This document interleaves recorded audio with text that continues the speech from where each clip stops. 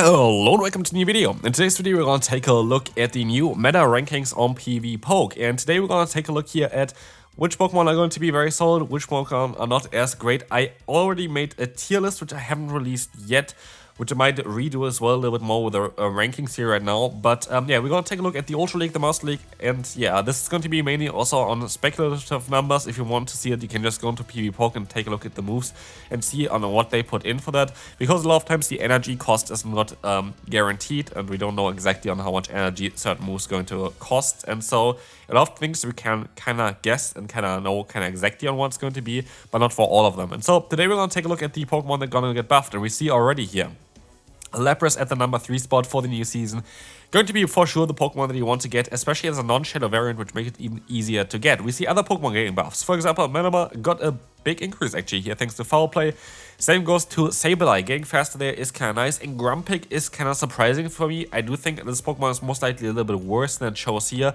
Or maybe the coverage that it has is just so great that it is going to be such a meta threat. I'm not too sure here. I want to actually see real quick, because we can take a look at this together on what they set for Dazzling Gleam. Because for me, for Dazzling Gleam, I put 50 energy in there on my own calculations. They then went for 55.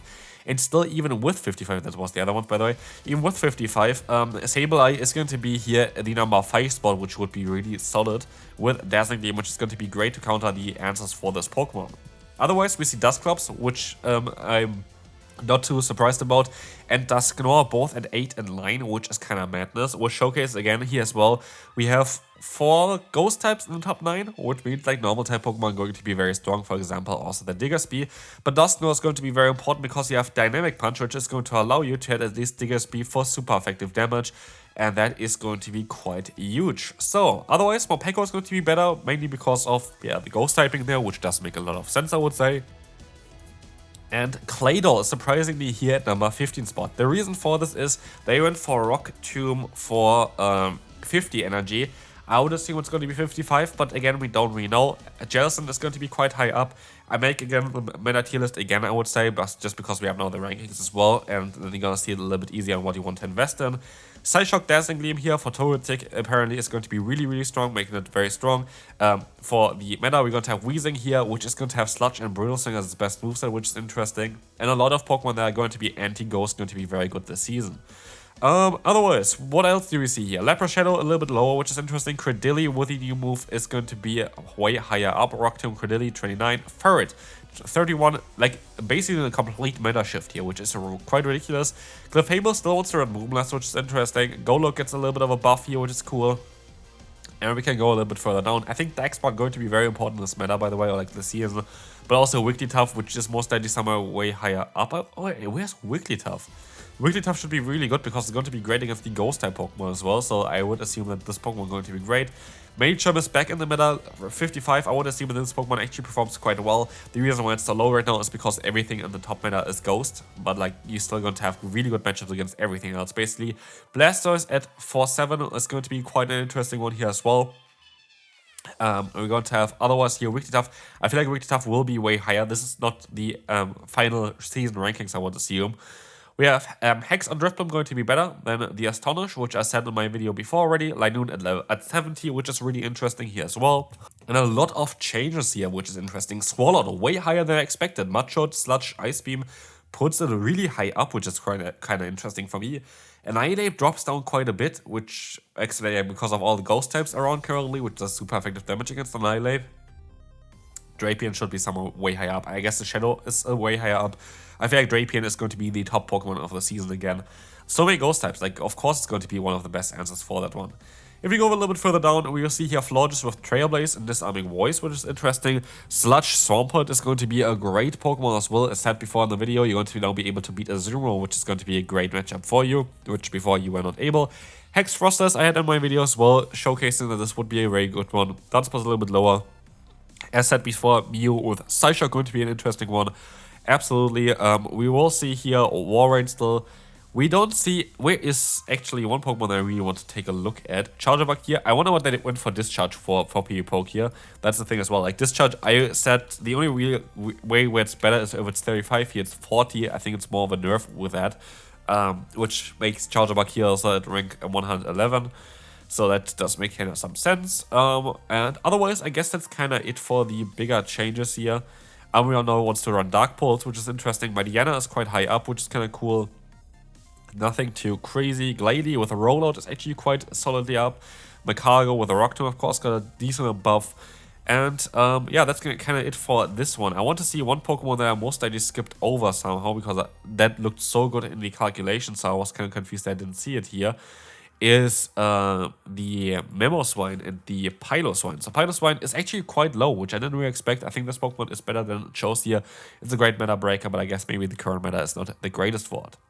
We went for the Ultra League. We will see new number 1 here, which is going to be the Grumpig. Again, I do think that Grumpig is not as good as it shows here. While it has solid stats, the thing about Grumpig is you don't have stab charge moves, which is a bit of an awkward one. So I would assume, like, while you have great coverage, that the stab charge moves would have been better for this Pokemon. Lapras here, which is cool. Dusknoir quite high up. Jelson is back in the meta, which is interesting. Weezing is high up here. Zygarde a little bit lower down, which is quite interesting as well. Again, another Weezing. We see quite a few different changes. Melama a little bit higher up, which is cool. We have the Fortress with a Rock Tomb as well as Cordelia with a Rock Tomb. Quite a big meta jump. I will kind of make specific videos towards this kind of stuff here as well, still on the channel, so definitely stay tuned for all of this. Golok is going to be a bit better this season. We have Swampert here, still running Earthquake here instead, so that's going to be an interesting choice. And Sludge is not going to be ideal. We see Discharge here on Medibolt, but not the Sucker Punch, which is also an interesting choice here. And so a lot of things kind of changed. We have Hex on the Drifblim, which is cool, but like nothing too crazy. Where is Piloswine, where's Mamoswine? I really thought that they would be a little bit higher ranked, but they even run Icicle Spear and Avalanche. That's something that I don't think is going to actually work out in the actual game, so I think this is not the ideal moveset, to be fair. And so now for the end, we can take a look real quick at the Master League Meta Rankings, and we will see here that nothing really changed on top. We have Meloetta though. Meloetta with Dazzling Gleam and Psyshock is the biggest buff. A Pokemon I definitely really would like to build. We're going to see here Psyshock Tapu Lele is going to be an interesting buff for sure. Anything else that's like different here? Not really. A lot of Fairy type Pokemon are a little bit higher up because of the recent releases of the Kyurem and Kyurem Black, of course, which does make a lot of sense. But that is, I think, here basically it. We have, of course, Florges a little bit higher up thanks to Trailblaze, which is interesting. But I feel like there is basically next to no other change for the Master League. Meloetta, definitely a very, very good mythical Pokemon to get now, especially because you're going to get the Shiny variant soon as well. I will most likely wait until the Shiny is released, like through the Master Research, in order to get this one astonished. Golden Go actually has access, by the way, to the move Dazzling Gleam, so depending on how this move gonna be, it might be even a little bit better than Focus Blast, which is quite interesting, but the rest here seems to be kind of all the same. We have Aqua Jet on Golisopod here. You can take a look at Golisopod for the other leagues real quick as well, where Aqua Jet is most likely the better move to go for. Exactly, quite high up here. Yeah, Golisopod definitely got a solid buff here, and for the Open Ultra League, Golisopod is not as great, which is quite interesting that the Great League is better for it than the Ultra League. But it has also Shadow Claw, which is great in the current meta because you're going to have so many Pokemon that's going to be weak to it. So, which Pokemon do you feel like is kind of underrepresented here? I feel like, of course, I have to kind of do the War Turtle propaganda here. Like, I want this Pokemon to be so popular. This Pokemon looks like such a fun one to run, and I would actually like to see Return on it. I think Return would make a lot of sense in order to hit Lapras for neutral damage at least as well there. I feel like Ice Beam doesn't really matter too much on this Pokemon. But yeah, this Pokemon is something that I would like to try out for sure on the channel as well. And that's going to be it for this video for now. There's going to be more to come as well, but I'm going to leave that for tomorrow. Tomorrow we also have the Unova tour, so definitely stay tuned for this one. I made a video about a tier list as well, where you can see all the Pokemon that you want to get there. By the way, Rodriguez here with that Rock Tomb would be also kind of solid. But again, I feel like Rock Tomb is most likely not going to be 50 energy. I would say 55. And Discharge, I hope it's 35, but 55 is just not really doing anything.